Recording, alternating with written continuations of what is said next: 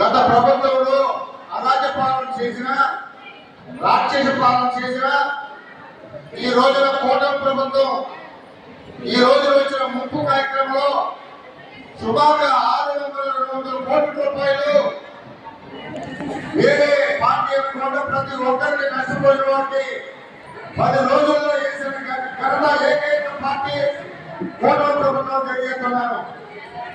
రాబోయే రోజుల్లో ఈ కూటమి ప్రభుత్వం 100 రోజుల్లోనే 100 కార్యక్రమాలు విజయవంతంగా చేసి వేల కోట్ల రూపాయలు ఈ రోజున రాష్ట్ర ప్రభుత్వానికి చేపట్టిన ఘనత ఈ కూటమి ప్రభుత్వానికి తెలియజేస్తున్నాను.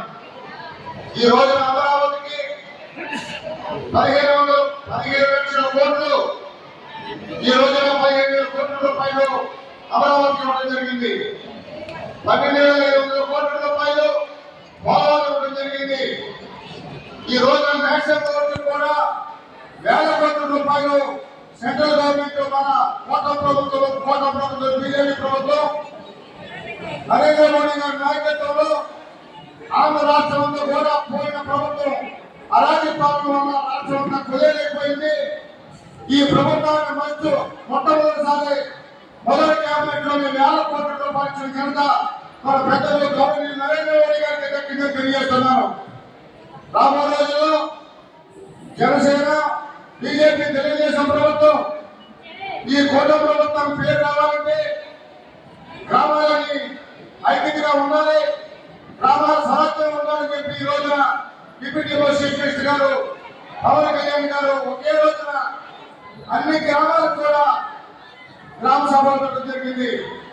ఈ రోజున గత ప్రభుత్వంలో రాక్షస పాలన చేసిన వ్యక్తులందరూ కూడా రకరకాలుగా వేరే పార్టీలో ఉంటున్నారు. మరి ఈ రోజున ఈ ప్రభుత్వం కూటమి ప్రభుత్వం రాబోయే రోజుల్లో మనందరూ ఒక మాటగా ఉండాలంటే రాబోయే రోజుల్లో కక్ష సాధింపులు లేకుండా ఈ ప్రభుత్వాన్ని మంచి పేరు తేవాలని ఈ అవకాశం ఇచ్చిన సభాధ్యక్షుల వారికి హృదయపూర్వక ధన్యవాదాలు చేస్తున్నాం. జై తెలుగుదేశం, జై చంద్రబాబు నాయుడు.